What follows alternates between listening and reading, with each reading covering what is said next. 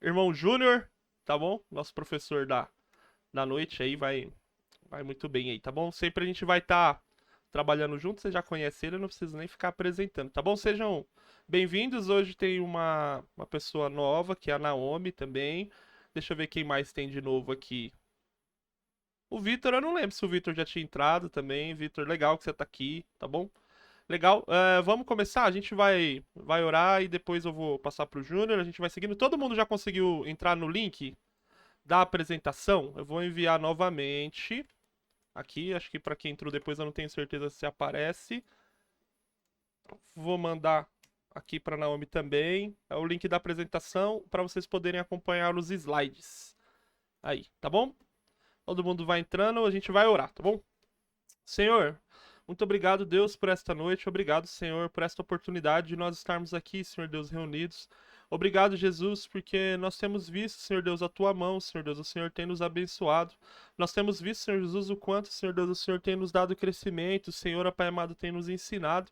E nós te pedimos, Senhor Deus, para que a tua palavra, Senhor Deus, mais uma vez, trabalhe em nosso coração, Senhor Jesus, e nós possamos, Senhor Deus, nos tornar, Senhor Deus, servos, Senhor Deus, mais parecidos contigo, Jesus. Que cada dia, Senhor Jesus, que cada terça-feira, que cada leitura, Senhor Deus, cada aprendizado, nos leve, Senhor Deus, ao centro da tua vontade, Senhor Deus, e nós possamos, Senhor Deus, a cada dia te agradar mais. Em nome de Jesus. Amém. Amém, Júnior? Fica à vontade. Amém. Vou sair da tela aqui. Fechou, glória a Deus. Tudo bem, galera? Tô na paz? Ó, a primeira vez que eu tô dando aula para um computador, eu tô sentindo que ninguém tá me ouvindo, mas eu quero saudar todos vocês na paz do Senhor. Não sei quem é JP Souza ainda, a, a Laila também não conheço, mas é um prazer tê-los aqui na sala, Naomi. Deus abençoe todos vocês. Vocês estão me ouvindo? Sim. Sim. Paloma, Glória ajuda. a Deus. Qualquer coisa, Júnior, você precisa pede pra Paloma. Ela ajuda Tá, bastante. Paloma. Obrigado, Paloma. Preciso de uma água agora. Deixa eu só jogar a tela aqui da nossa aula para vocês. Vou compartilhar com vocês. Vocês estão vendo ela? Sim. Sim. Perfeito. Show de bola. Já estão com o aplicativo aberto? Sim. Aí, olha, esse sim na animação é maravilhoso. Vocês só estão me motivando. Deixa eu ver se a câmera está certinho. Agora eu não estou vendo vocês, tá? Só estou vendo a aula.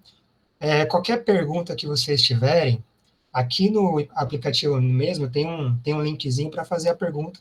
A pergunta fica direcionada em um lugar que eu consigo ver aqui, tá? Qualquer dúvida pode escrever lá. Se você tiver uma pergunta mais simples, por exemplo, o que é discípulo, sabe?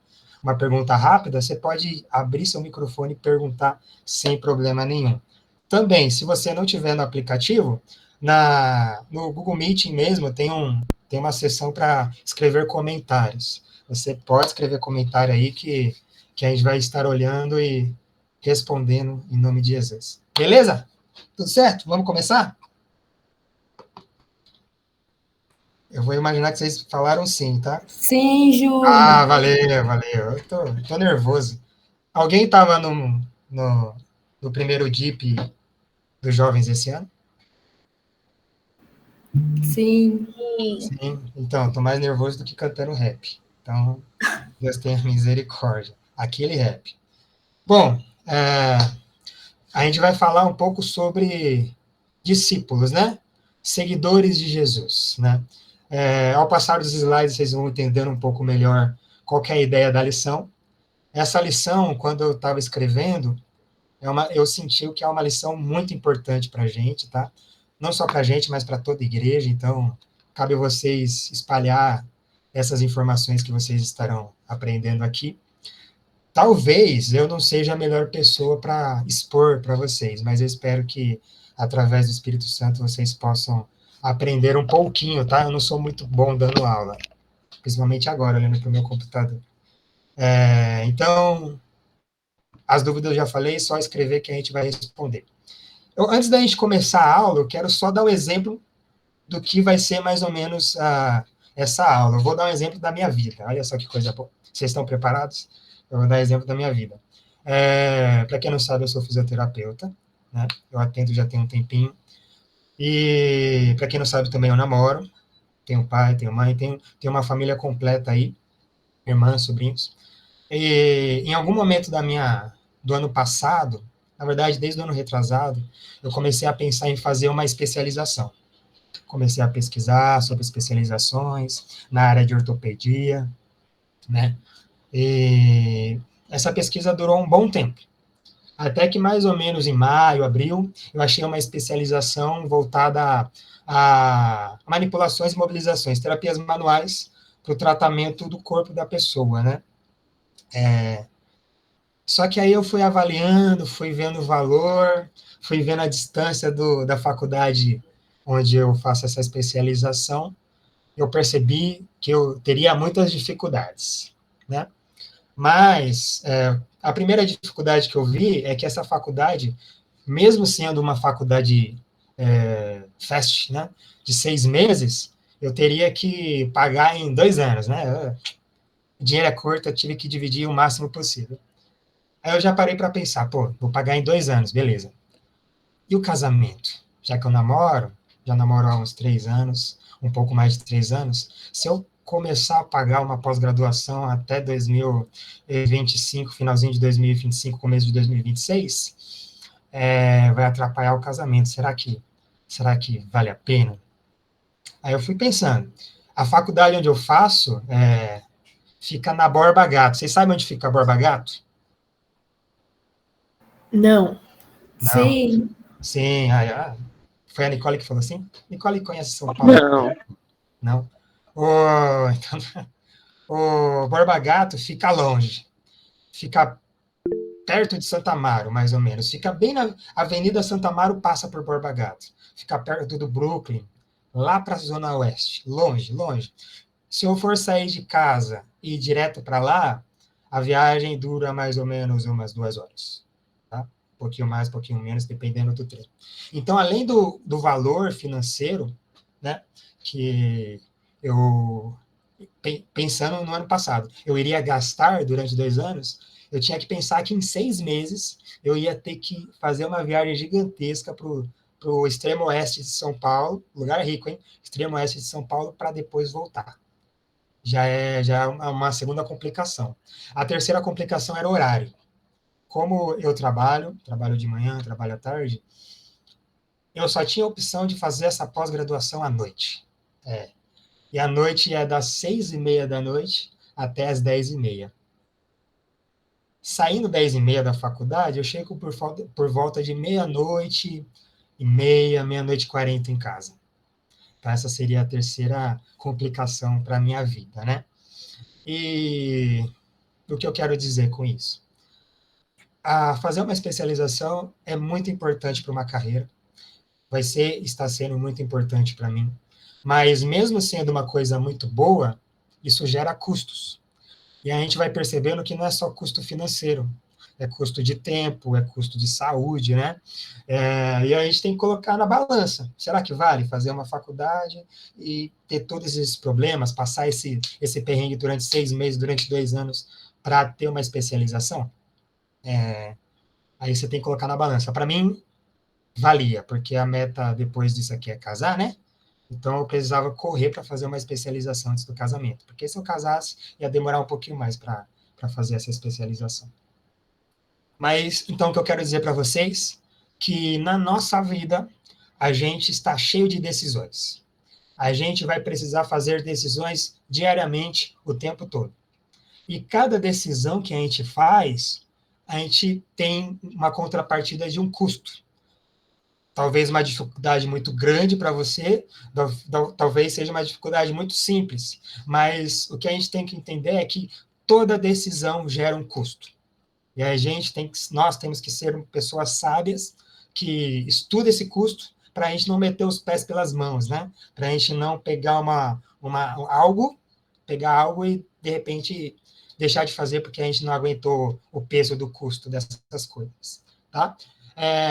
Esse é o primeiro exemplo que eu queria falar para vocês, e a nossa aula vai ser meio que voltada a isso, não a minha faculdade, mas as decisões e os custos que a gente tem durante a nossa vida cristã. Tudo bem, meus irmãos, minhas irmãs? Tudo bem. Coisa Tudo boa. certo. Ó, a todo momento vocês vão ver que eu vou olhar para baixo. Tudo certo. Tudo certo. Beleza, obrigado. Pode falar à vontade, tá? Todo momento vocês vão ver que eu vou olhar para baixo, olhar para frente, olhar para o lado. Minhas anotações estão aqui embaixo, tem coisas aqui na frente do computador, tá? Se por um acaso vocês verem eu caindo aqui, também fiquem tranquilos, a cadeira que eu tenho aqui não é boa, mas às vezes ela escorrega um pouquinho. Tá bom? Vamos passar o slide, galera. Ô, já tem resposta aqui, rapaz? Coisa boa. Ó, a gente vai começar com uma pergunta. A pergunta é a seguinte: na sua opinião, o que significa ser discípulo? Para vocês, senhores e senhoras, o que é ser discípulo? O que significa essa palavra? Né? Eu vou deixar um tempinho aí para vocês escreverem, contando 10 segundos. Brincadeira, pode escrever. Já temos algumas respostas aí bem interessantes. Discípulo é espalhar o evangelho, praticar ele, legal. Ser seguidores de Jesus, semelhantes a Cristo, ótimo. Pode escrevendo aí, galera. Para mim, ser um discípulo é ser seguidor de alguém, estar presente a todo lado, onde o mestre ir, a pessoa irá também. Ótimo, seguir Jesus, seguir os passos de Cristo, siga, inspire-se em alguém, seguir e inspirar-se em alguém. Ótimo. Ótimo. O pessoal é crente aqui, né, Vinícius? Porque o pessoal já joga tudo para Jesus. Ó, que coisa boa, né? Isso é maravilhoso. É engraçado que eu estava lendo o livro, um livro muito bom até, galera, ó. O Custo do Discipulado. Eu me baseei em alguns textos aqui, principalmente no final. É um livro muito interessante para fazer uma leitura, para entender um pouco dos custos que a gente tem quando a gente segue a Jesus, verdadeiramente. Ser imitador de alguém, ótimo. Ser um seguidor de Cristo. Perfeito, galera. Ser um discípulo é realmente seguir alguém. É ter um mestre, né? É ter alguém como referência e através da vida dessa pessoa, desse ser, né? Dessa pessoa, você começa a reescrever a vida. Então, uma pessoa que começa a ter um discípulo no meio da vida, ela tem uma metanoia, né? Tem uma mudança de mente para ela seguir os passos que o discípulo tem. Até uma pessoa mais jovem, né? Que está crescendo, está desenvolvendo, ela começa a ter essa metanoia, né? Ela começa a ter a pessoa como referência, né? E no caso pode ser qualquer pessoa. Aí quando a gente escuta a palavra discípulo, a gente sempre, não é só nós, mas as pessoas sempre se remetem a Jesus, né? Porque é Jesus que tem os 12 discípulos conhecidos, né? A Bíblia sendo conhecida no mundo inteiro, e a vida de Jesus também sendo conhecida em grande parte do mundo. Quando você pensa em Jesus, você pensa em discípulo. Quando você pensa em discípulo, você pensa em Jesus também. Mas o que vocês escreveram está correto. Ser seguidor de Cristo, ser seguidor de alguém. Então, ser discípulo é seguir e viver como o mestre, a pessoa, vive, tá? É seguir os passos da pessoa. Tem uma frase muito boa que eu escrevi no caderninho que eu deixei do outro lado, que o Vinícius sabe de cor. Vinícius, fala a frase para nós aí que você me falou uns minutos atrás.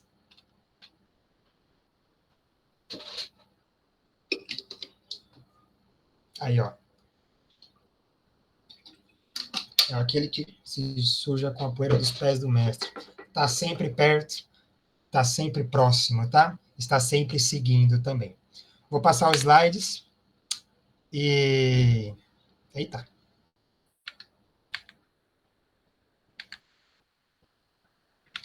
Parece que deu um probleminha nos slides aqui, meu povo, né? Mas, mesmo com problemas, a gente segue, né? Aqui está como uma pergunta, mas não precisa responder, não. Alguém pode... Tá aparecendo certinho para você? No aplicativo parece, Júnior. Então beleza. Deixa eu abrir o aplicativo pelo celular, então. Olha que coisa boa. Deixa eu dar uma atualizada para ver se muda. Vocês me permitem? Mas antes de seguir esse slide, só vamos ler Lucas 14. Vocês estão com a Bíblia aí perto? Paloma, você tá com a Bíblia aí perto? Oi, Você tá com a Bíblia aí perto? tô. Vamos abrir lá em Lucas, já que o Vinícius falou que você é uma pessoa gente boa demais que gosta de trabalhar. Tá bom, peraí. Só um minutinho. Não, a gente espera. Eu acabei de perceber, Vinícius, que o tempo passou muito rápido.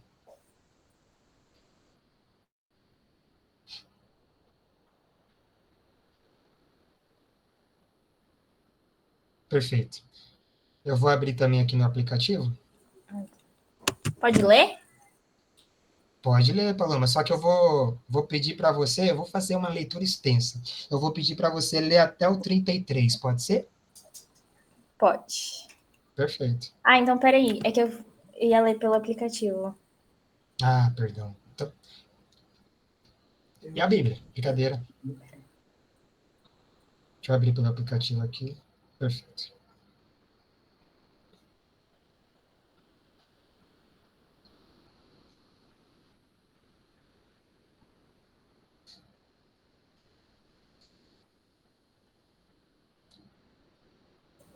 Pode ler? Pode ler. O preço do discipulado. Uma grande multidão ia acompanhando Jesus. Este, voltando-se para ela, disse: Se alguém vem a mim e ama seu pai, sua mãe, sua mulher, seus filhos, seus irmãos e irmãs, e até sua própria vida mais do que a mim, não pode ser meu discípulo. E aquele que não carrega sua cruz e não me segue, não pode ser meu discípulo. Qual de vocês, se quiser construir uma torre, primeiro não se assenta e calcula o preço, para ver se tem dinheiro suficiente para completar? Pois se alcançar o alicerce e não for capaz de terminá-la, todos os que virem rirão dele, dizendo: Este homem começou a construir e não foi capaz de terminar. Ou qual é o rei que, pretendendo sair à guerra contra outro rei, primeiro não se assenta e pensa se com 10.000 homens é capaz de enfrentar aquele que vem contra ele com 20.000. Se não for capaz, enviará uma delegação, enquanto o outro, ainda mais longe, e pedirá um acordo de paz. Da mesma forma, qualquer de vocês que não renunciar a tudo o que possui não pode ser meu discípulo. Isso aí. Glória a Deus. Bom, vamos só pensar de uma maneira mais rápida nesse texto. Vocês conseguem me dizer com quem Jesus está conversando? Alguém consegue me dizer? Está no texto. Está lá no comecinho, ó a dica. É a multidão, né? A multidão, perfeito, a multidão. Wesley está ocupado agora, mas Wesley te dá o chocolate na próxima aula, tá? No próximo domingo. Jesus se vira e fala com a multidão. E começa a ensinar a multidão. Uma coisa muito interessante é que Jesus é uma pessoa que dá atenção para as pessoas, né? Para muita gente. A gente vê sempre na Bíblia ele conversando com pessoas improváveis nas esquinas, né? Com pessoas odiadas pela sociedade judaica, né? E falando com o judeu também da mesma forma. Jesus falava com todos, né? E nesse momento, Jesus indaga a multidão. Ele fala, vira e olha para a multidão e fala, né? Começa a ensinar a multidão. Normalmente, quem andava com Jesus? Eu dividi em dois grupos. O grupo chamado multidão, que é com quem Jesus estava conversando, e um grupo mais íntimo, que a gente denomina como discípulos, tá? Esse texto é Jesus sempre falando com a multidão, né? Mas a gente vai conseguir fazer o paralelo também com os discípulos. Lembrando que os 12 discípulos estão no meio desses discípulos. Jesus trouxe para si 12 para ter um convívio mais íntimo, né? Mas, além desses 12, ele tinha um grupo de pessoas também, que não é denominado na Bíblia nenhum nome, que se envolvem com ele, caminham com ele e trabalham também para o ministério de Jesus, né? Tanto que a gente pode até pegar quando Jesus é crucificado e já ressuscita, dois discípulos que não têm nome andando do caminho até Emaús, né? Isso mostra que, além desses 12 discípulos que Jesus pegou para ter mais intimidade, ele tinha outras pessoas próximas também seguindo corretamente seu ministério. Beleza, galera? Então, existia dois grupos, eu vou dividir em dois grupos, multidão e discípulos. A gente pode caracterizar algumas coisas nesses dois grupos. Lembra da história que eu falei sobre a pós-graduação, o custo que eu tenho para ir na pós-graduação e voltar, e dormir e acordar? Nem falei do meu trabalho no meio, tá? Mas há um custo também para esses dois grupos, o grupo da multidão e o grupo dos discípulos. Nós podemos dizer que a multidão, quando a gente lê a palavra e entende um pouco mais sobre eles, a multidão é um grupo maior, é um grupo de pessoas que andam também com Jesus, mas eles buscam ver milagres, eles buscam ver coisas benéficas para eles, né? E quando o caldo começa a esquentar, eles fogem. Por quê? Porque eles não têm nenhum vínculo íntimo com Jesus. A gente pode caracterizar a multidão como um povo que não tem custos para viver com Jesus, né? Ela está com Jesus, mas quando começa a complicar naquela região, ela pode muito bem voltar para casa, voltar para a sua família. Diferente do grupo dos discípulos. O grupo dos discípulos são pessoas mais íntimas com Jesus. São pessoas que seguem realmente o que Jesus manda e ordena, que a gente vai ver daqui a pouco quais são as opções que Jesus dá para ser os discípulos dele. Então, os discípulos estão com Jesus, os discípulos escutam, estão mais próximos para escutar os ensinamentos de Jesus. E os discípulos, diferente da multidão, se organizam mais próximos de Jesus para continuar com ele e auxiliá-lo com diversas coisas. Então, quando o caldo esquenta, os discípulos estão lá, apostos para auxiliá-lo. Tudo bem? Deu para entender um pouquinho? Sim. Perfeito, esse sim é Sim, maravilhoso. deu para entender. Eita, não ouvi quem falou agora, perdão. Vamos nessa, vou passar o slide, né? Bom, olha só que delícia, né? Essa aqui foi uma mistura de uma questão que o Vinícius me ajudou muito para entender um pouco sobre K-pop, tá? Não que ele entenda tanto, mas eu descobri que K-pop é muito importante para os jovens hoje em dia, né? Não sei se vocês curtem, mas parece que sim. O que eu quero? Eu quero que vocês falem para mim, escrevam para mim algumas características de um fã de K-pop. K-pop é uma banda coreana, né? Que tem seu ritmo meio eletrônico e tal. Muito famosa hoje em dia, principalmente por, além do K-pop, tem os doramas da vida, né? Eu gostaria que vocês falassem para mim algumas características aí que um fã de K-pop tem. Fanático? Que isso? Sabem tudo sobre eles, é correto, correto. Vou escrevendo aí pra gente, galera. Vou escrevendo pra gente. Vou esperar um pouquinho. O tempo corre, corre o tempo. Então, eles são fanáticos, interessante. Mais fanático que a torcida organizada. Gostam de dançar. E, Paloma, você gosta de K-pop, então? Gosta de dançar? Amam cultura oriental, decora um passo Eu não gosto, não. Ah, tá, só para saber. São fanáticos, já vi. Legal, ninguém tá... Ótimo. Fanático. Viciado nas músicas, olha só. Perfeito, perfeito. Várias opiniões aí, muito interessante. Nenhuma se destacou tanto, né? Mas a gente tem alguns fanáticos aí, né? Apaixonados, gostam de dançar, não perdem nenhum álbum, olha só que interessante. Olha, obcecados, eu não quero fazer amizade com ninguém de K-pop então, hein? Meu Deus do céu, só fala de K-pop, provavelmente. Sabe que eu não conheço ninguém que escuta K-pop, né? A minha rede de amigos ainda não conheço. Se alguém aqui da aula gosta de K-pop, pode se pronunciar que a gente faz uma amizade com você, tá? Perfeito, galera, perfeito. Dá para perceber que o pessoal que gosta de K-pop conhece muito bem da banda, né? Desse grupo. Pelo que eu percebi, K-pop não dá para ser solo, né? Sempre é um grupo de meninos ou meninas. são características bem interessantes, bem interessantes. A gente pode fazer um paralelo, sabe, com o quê? Com os discípulos também, olha que interessante. Os discípulos, a Bíblia não menciona muita música, né? Principalmente não menciona música asiática, mas os discípulos também eram apaixonados.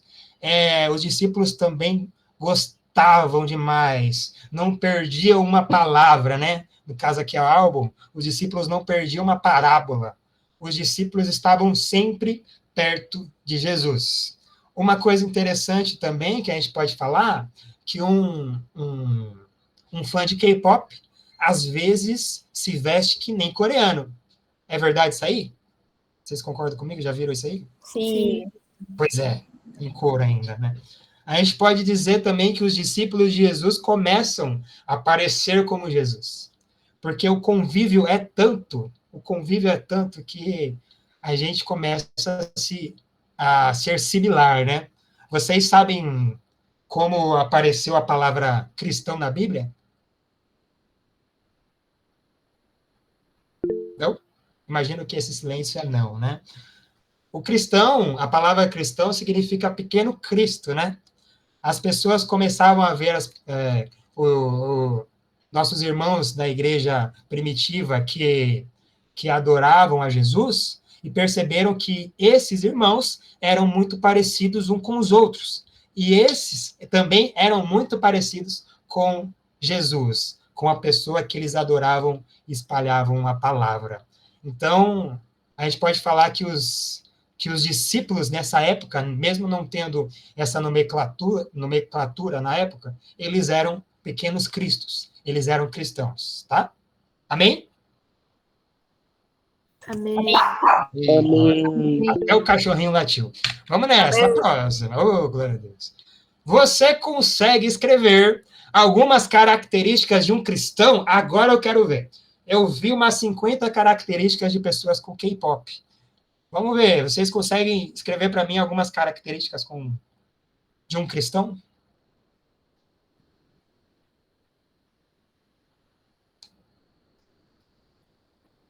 Talvez minha internet esteja lenta. Ah, agora apareceu. Eita, apareceu um monte de uma vez. Boa, o cristão servo, um cristão tem amor ao próximo, o cristão ora, também semelhante a Cristo, perdoa. Ó, cuidado com o que vocês vão escrever, que vai ser uma facada na gente. Hein? Bíblia preta, gostei dessa. Não sei quem escreveu Bíblia preta, mas eu gostei dessa descrição aí. A minha, quando eu levo, é meio verde, tá? Mas é que eu ganhei e eu gosto muito da pessoa que me deu, aí eu utilizo ela. Obediente, procura ser como Jesus, isso aí, amém. Ora, o ora tá grande aí, hein? Isso aí, meus irmãos, isso. Saia jeans, boa. Quem escreveu Saia jeans está de parabéns. Quem escreveu Bíblia... Cadê a Bíblia que eu li? Já não lembro o que eu li. Bíblia preta, Bíblia dura, Saia jeans, perfeito, galera. É isso que eu quero ouvir. Essas polêmicas que eu quero ver. Se cristão tem característica de usar saia jeans, eu quero que as irmãs no domingo apareçam de saia jeans. Amém? Posso ouvir um amém? Não. Misericórdia, estou brincando. São características de cristãos. Quando a gente vê uma pessoa que ora, quando a gente vê uma pessoa que tem uma Bíblia nas mãos, quando a gente vê uma pessoa que tem frutos do Espírito Santo, a gente já consegue denominá-la como cristão, né? Às vezes a pessoa não precisa nem falar que ela é cristã, mas a gente já consegue entender. Pô, essa pessoa segue Cristo, é um pequeno Cristo. A gente tem que prestar atenção nessas características e talvez se olhar no espelho. Eu fico me olhando no espelho aqui e falo, caramba, eu preciso melhorar em algumas coisas. Pedir perdão, por exemplo, eu preciso pedir perdão. Me perdoa aí, Vinícius, por ter cantado o rap todo errado. Não sei se eu pedi perdão para você já, mas eu já peço agora. Perfeito, obrigado. São características que um cristão tem que ter. Amém, meus irmãos? Vamos passar do slide. Amém. Ó, que coisa boa. Esse aqui eu quero ver. Quais são as características que você Eu esqueci de colocar o C, que você se identifica. Nessa aqui, eu quero que vocês coloquem características que vocês olhem e falam, pô, eu tenho essa característica, preguiçoso, sou preguiçoso. Pode colocar sem medo, que a gente não consegue ver a pessoa que coloca. Então, escrevam aí, coloquei algumas características, 7 características, para vocês me dizerem o que vocês têm. Boa, oração. Estou vendo aqui pelo celular. Isso, esqueci de falar essa parte. Vai de 0 a 10, tá, meus irmãos? Vai de 0 a 10. Quanto maior a nota que você põe, mais você faz aquilo. Quanto menor a nota ou 0, é porque você não faz aquilo. Opa, coisa boa, tá melhorando. Propagador da palavra, glória a Deus por vocês, hein, meus irmãos? 10 do propagador da palavra. Caridoso, ótimo. Ótimo, oração, estamos indo bem. Sabe que essas características de oração, leitura, jejum, são características muito importantes para o cristão, na verdade, é essencial, tá? Preguiça a gente tem, né? Mas a gente tem que lutar contra isso. A gente tem que lutar contra isso. Melhor coisa para não ter preguiça é tomar um banho gelado, 4h30 da manhã, e pegar o trem direto. Temos orgulhoso, nosso ego, né? O nosso ego às vezes fala mais alto. Infelizmente, é uma das coisas que nós temos por causa do pecado. Todo mundo tem ego grande, né? Inflado. Dependendo do... Por exemplo, eu não acho que eu toco tão bem bateria. Mas, às vezes, eu sinto que eu toco bem. Então, o que acontece? Eu tenho que lutar contra o meu ego. Porque se eu deixar meu ego inflamar, crescer, inchar, eu começo a achar que eu toco bem. Mas, na verdade, eu não toco tão bem assim. É um exemplo. Mas isso aí, meus irmãos, ótimo. A gente tem um ponto bem alto na caridade, né? Quando a gente fala caridade, a gente fala do amor, né? Um ponto alto na oração. Sempre tá para melhorar, né? Mas é algo que a gente pode olhar e falar, pô, preciso melhorar nisso. Preciso melhorar no jejum. Lembrando que essas características são características de um discípulo. A gente tem que levar em consideração isso. Beleza? Vou passar o slide. Muito obrigado pelos votos.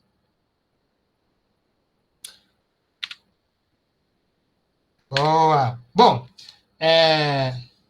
pelo que eu vi rapidamente, a gente, na verdade, não só nessa enquete, mas se nós formos perguntar para algumas pessoas, a gente tem mais dificuldade de jejuar. Alguns têm dificuldade para orar, para ler a Bíblia, mas jejuar é o que pega. O Lucas não está aí não, né? Tá, então não vou dar o exemplo dele. Brincadeira. O jejuar é um negócio difícil.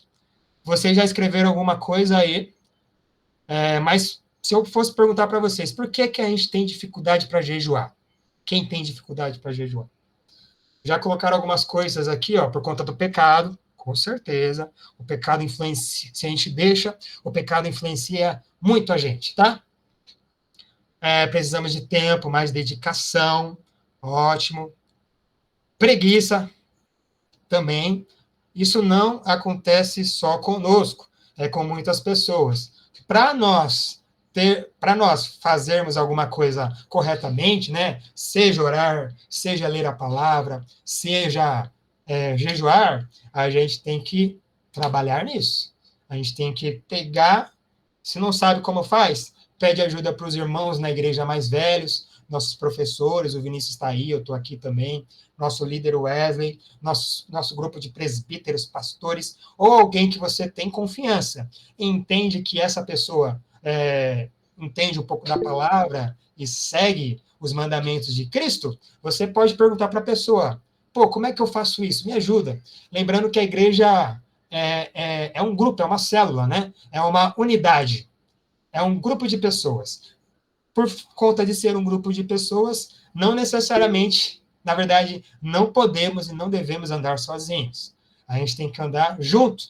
Então, quando a gente tem dúvida, a gente pergunta para a pessoa que entende, a gente pensa que entende um pouco mais. Se essa pessoa não sabe, essa pessoa pergunta para outra pessoa e essa resposta tem que chegar para a gente, tá?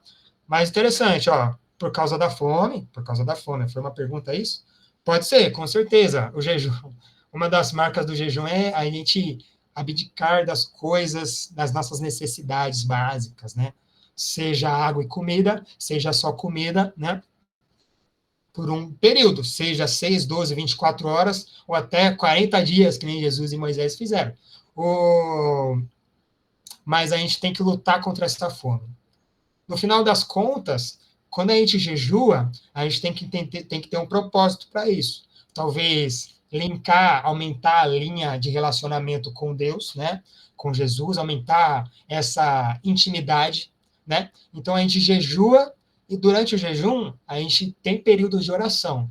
Tem gente que jejua no trabalho, mas quando chega na hora do almoço, ora sem cessar. Quando chega em casa, continua orando e lendo a palavra, orando, mas principalmente a oração. O jejum sempre vem com a oração. E quando a gente tem essa prática de oração junto com o jejum, eu entendo que o Espírito Santo, através do Espírito Santo, a gente consegue força.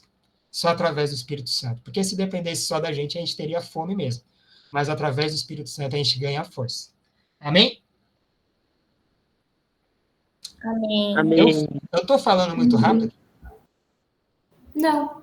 O microfone dá para entender um pouquinho? Sim. Não? Sim. Sim.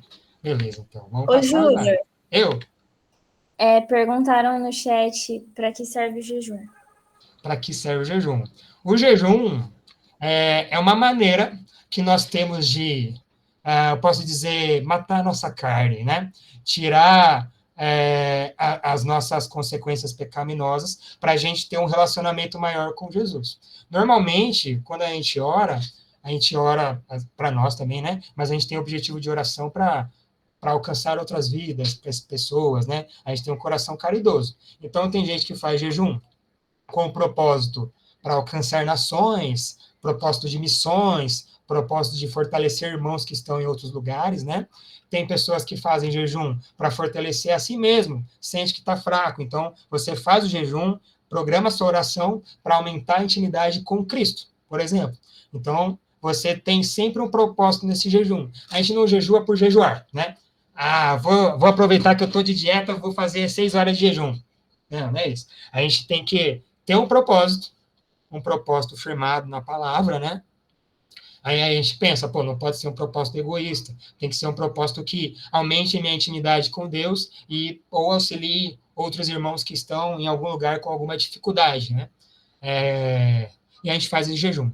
E a gente faz o jejum para a gente tirar as nossas necessidades, né? A gente tira as necessidades físicas para a gente ter somente um alvo, que é a necessidade de Deus, de Jesus. Então, meio que a gente se alimenta, né? Olha só, a gente se alimenta da intimidade com Deus, né? E a gente põe em prática o nosso propósito. Amém? Amém. Glória a Deus. Se alguém tiver alguma colocação, pode falar agora ou a gente deixa para o final.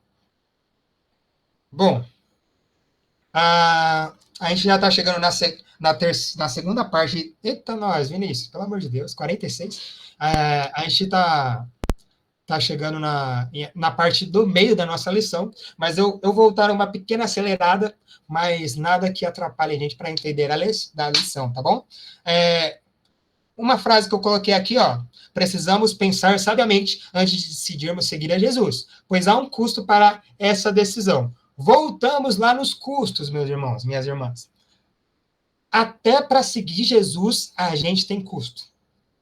Jesus coloca um custo para ele ser seguido, que está lá na palavra que a Paloma leu, né? Ele vira para a multidão e começa a falar para a multidão quais são os custos que ele pede para que essa multidão comece a seguir ele, né? Então, esses custos que eram lá na época de Jesus ainda estão presentes para nós. Esses custos vão até o final do fim dos tempos. E aí a gente tem que seguir esses custos. No próximo slide, eu vou começar a dar 2 exemplos de 2 pessoas. Uma dessas pessoas é o homem tolo, um homem que não é tão sábio. O segundo slide vai mostrar o homem mais sábio, né? Todos esses estão também na leitura de Lucas 14. Eu vou ler aqui rapidinho. Esse aqui vai do 14, 28, do 28 ao 30, tá?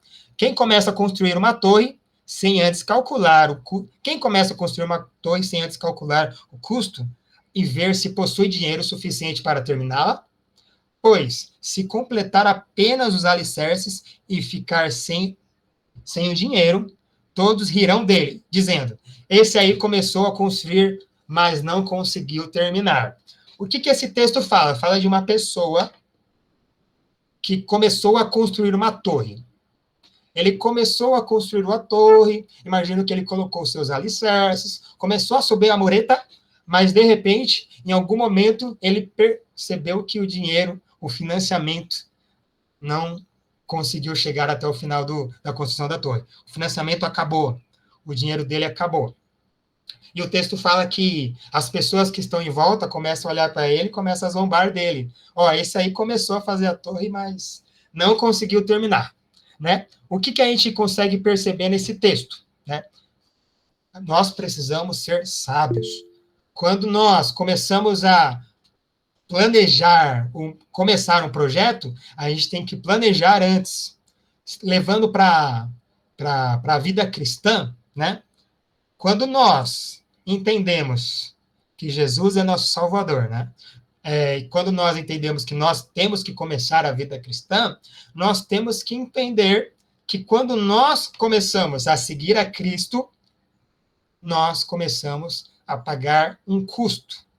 Não um custo, né, para Jesus, mas a gente paga um custo porque a gente começa a ser luz num lugar que tem trevas. A gente começa a ser diferente no lugar que está na mesmice do pecado. Então, nós pagamos custos por seguir Jesus no nosso ambiente de trabalho, no nosso ambiente de escola, na nossa casa, às vezes, no ambiente de lazer. Então, o que Jesus traz para a gente nessa passagem, nessa parábola? Traz que, para seguir ele, nós temos que ser sábios e entender os custos que teremos quando estivermos com Jesus. Esses custos nós vamos saber daqui a alguns slides. Passando o slide. Passou aí? Agora passou, pronto. A continuação, agora do 14, 31, 32, fala de um rei que vai à guerra, né?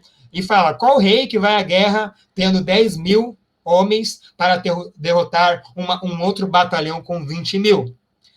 E se ele concluir que não dá para vencer essa guerra, ele enviará uma delegação para negociar um acordo de paz, enquanto o inimigo ainda estiver longe. Aqui mostra um homem mais sábio. Imagina um rei que tem 10.000 homens, e ele percebe que está vindo outro rei de outra nação, vindo contra ele, só que não com 10.000, com 20.000, o dobro. Ele tem que ser sábio e calcular como seria essa guerra. Pô, 2 homens para 1, com certeza teriam umas porcentagens gigantescas do outro rei eliminar o exército dele. Neste caso, quando Jesus fala essa parábola, a gente entende que o rei poderia entrar na guerra se ele quisesse, mas ele só entraria na guerra se ele quisesse manter os seus domínios, manter as suas coisas, né? O seu reinado, os seus ouros, o seu palácio, manter as terras que ele tem. Mas esse rei não é mesquinho, não é uma pessoa materialista. Esse rei foi esperto, percebeu que maior que as coisas que ele tem é a própria vida dele, é a própria vida do exército dele. Então ele faz uma coisa contrária do que qualquer outro rei iria, né? Ele tenta um acordo de paz com outro rei. Com certeza ele entregaria grande parte do reino dele, mas ele entende que a vida dele e a vida do exército é mais importante do que as coisas materiais. Amém? Amém. Opa, outra coisa interessante. Quando a gente tem um homem tolo no outro versículo, a gente tem um homem sábio que não é materialista, né? Não é um cara que tem o domínio para ele. Ele entende que a vida dele é mais importante. Passando o slide. Mais uma pergunta rápida agora. Você conhece alguém que aceitou a Jesus, depois de um tempo esfriou e não voltou mais à igreja? Se vocês conhecem, só falar assim, não precisa falar o nome. Sim, eu conheço, tá? Eu errei o tópico aqui, tinha que colocar sim ou não. Ah, vários. Pois é, a gente sempre conhece alguém. O que acontece, então, quando ocorrem esses momentos? A pessoa vai lá, levanta as mãos, aceita Jesus. Eu não vou dizer que ela aceitou, eu não posso dizer que ela aceitou de bobeira, né? Ela sentiu, às vezes ouviu a palavra, entendeu que necessita disso. Mas aquilo que nós falamos antes, nós, quando entramos na vida cristã, nós temos que entender que há um custo para isso. Amém? Há um custo para ser cristão. Não é fácil a vida cristã. É bem difícil, na verdade, você se manter como cristão. Quando a pessoa falar que é fácil ser cristão, você pode dar um chute e falar que o Vinícius falou que pode dar um chute nela. E falar para ela a verdadeira palavra, tá? Próximo slide. Em sua opinião, o que faz com que as pessoas não voltem mais à igreja depois de convertidas? O que vocês acham que acontece que as pessoas, quando se convertem, começam a ir, não ir, e de repente param de ir à igreja? O que acontece? O que faz com que elas parem de ir à igreja? Não mudar as atitudes, ótimo. Não abrir mão dos prazeres, uma vergonha. Mais alguém? 10 segundinhos.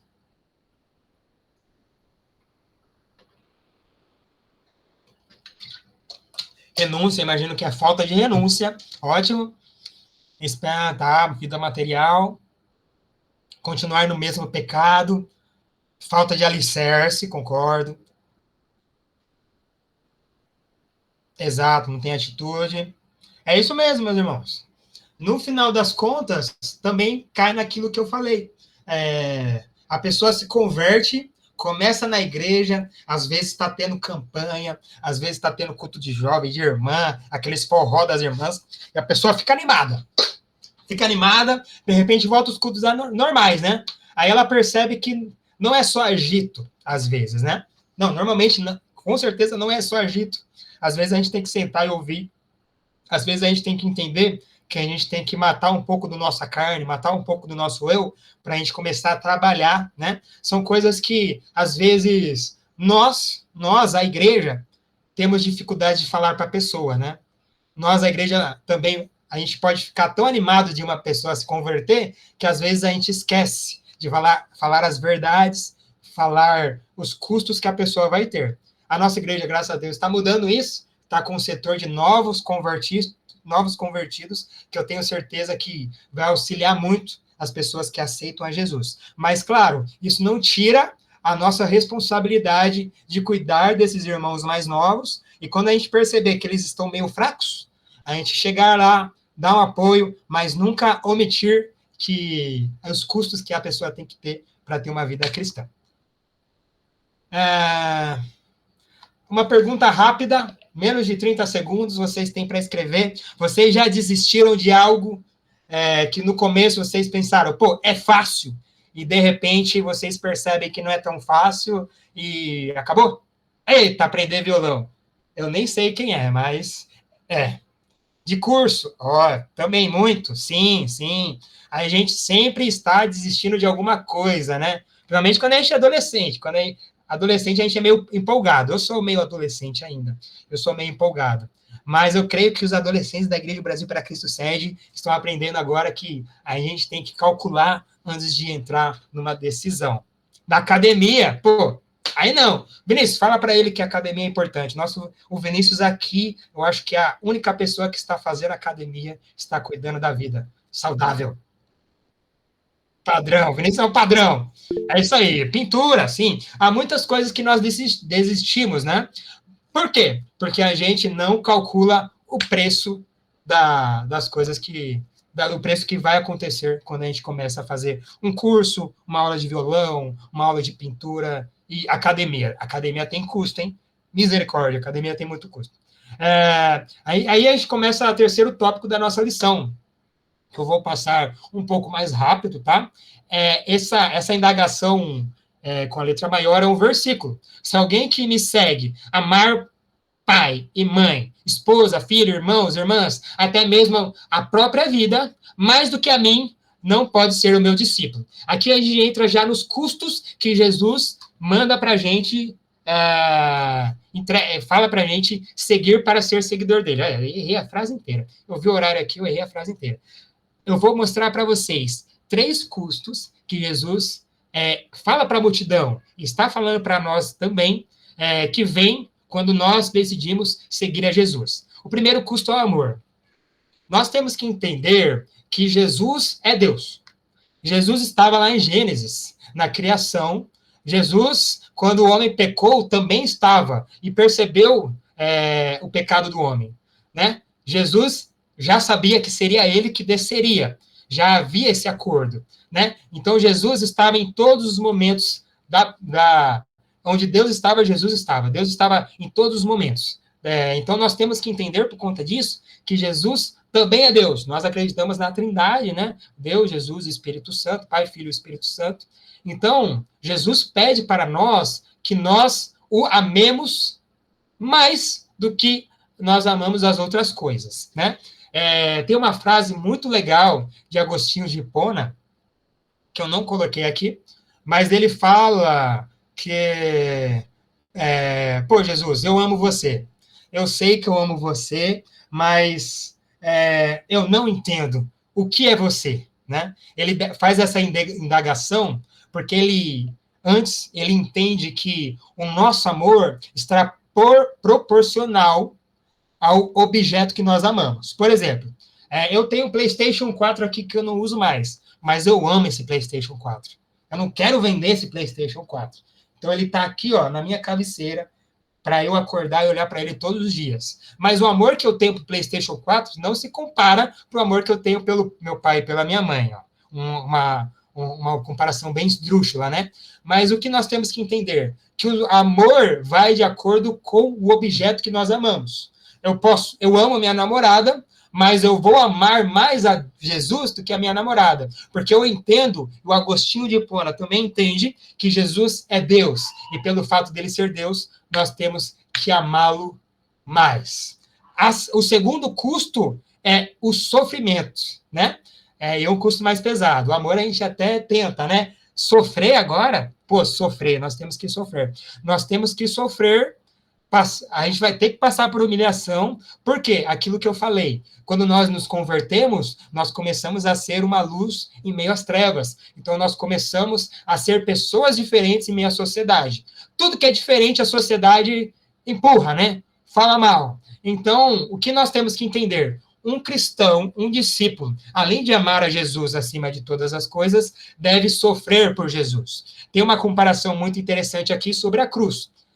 Na época de Jesus, quem carregava a cruz e quem era crucificado era mostrado como algo de humilhação. Era uma pessoa que era, perante a sociedade, uma pessoa ruim, péssima, uma pessoa que não poderia andar em meio às ruas, porque era uma pessoa condenável. Jesus foi considerado uma pessoa condenável, mesmo sendo perfeito, mesmo não pecando, mesmo falando, ensinando as pessoas o verdadeiro amor. Jesus foi considerado uma pessoa desprezível, uma pessoa que foi humilhada, teve que carregar a cruz, teve que ser crucificado. Né? É uma coisa ruim, é uma coisa péssima. A gente pode fazer uma comparação, pessoas que estão no corredor da morte, são pessoas que são pessoas afastadas da sociedade por conta de ser pessoas perigosas, de acordo com a lei. Por conta disso, se Jesus passou por sofrimento, os discípulos deles também passarão por sofrimento. Como nós vemos os 12 apóstolos, como nós vemos outras pessoas, como nós vemos nossos pais da fé, todos nós passaremos por sofrimento. Só passa por sofrimento quem é discípulo de verdade. O terceiro custo é o desapego. O desapego é complicado. Vamos lembrar lá do rei, na parábola do rei com 10 mil homens. O rei teve um entendimento que deveria se desapegar das coisas do reino para proteger a própria vida. Nós temos que ter um entendimento que nós temos que desapegar das coisas materiais, temos que desapegar das nossas fortunas, né? Nós temos que desapegar até mesmo dos nossos amigos, desapegar da nossa família, para que Jesus Cristo seja o único na nossa vida. Quando eu falo desapegar, não é deixar para lá, não é deixar de conversar, com certeza. Mas nós não podemos ter no centro das nossas vidas outra pessoa que não seja Jesus. Jesus pede essa exclusividade. Nós temos que ter Jesus como centro das nossas vidas, amém? Então, os 3 custos que Jesus pede para a multidão ter para seguir ele.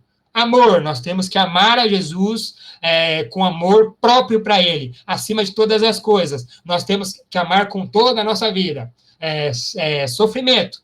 Nós iremos passar por sofrimento. E quando nós passarmos por sofrimento, por conta da palavra de Deus, também eu esqueci de falar isso, existem N tipos de sofrimento. A gente só sabe que é o sofrimento por causa de Jesus, nós só sabemos isso quando esse sofrimento vem por conta de atitudes que nós temos cristãs, por conta de nós sermos cristãos. Não é um sofrimento de trabalho por um erro nosso no trabalho ou por um erro nosso na faculdade. É um sofrimento por características cristãs que nós temos. Se a sociedade nos humilha, atrapalha a nossa vida, faz a gente sofrer por conta de Cristo, pô, tenta achar uma alegria nisso. Significa que você é um discípulo de verdade. E o terceiro custo é o desapego. Nós devemos ter uma exclusividade em Jesus. Jesus tem que ser o centro das nossas vidas. Vinícius, eu posso ter mais 5 minutos?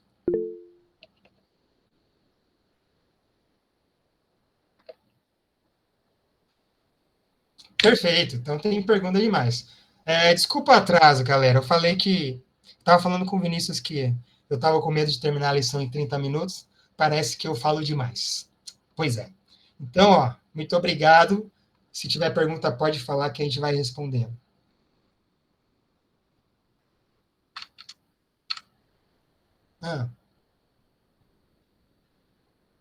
Sim.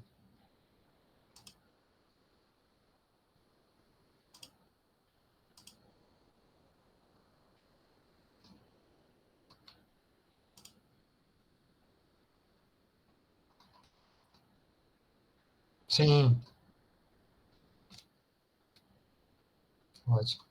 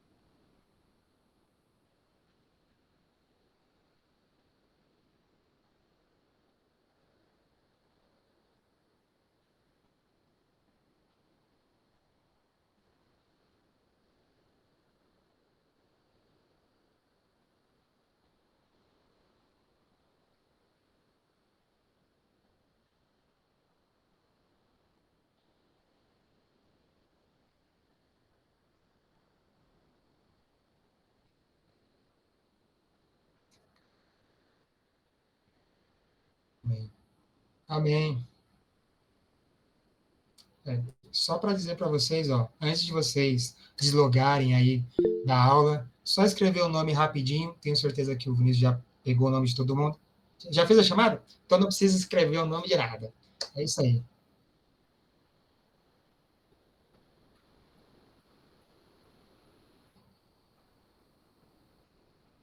Eu acho que ele mandou agora.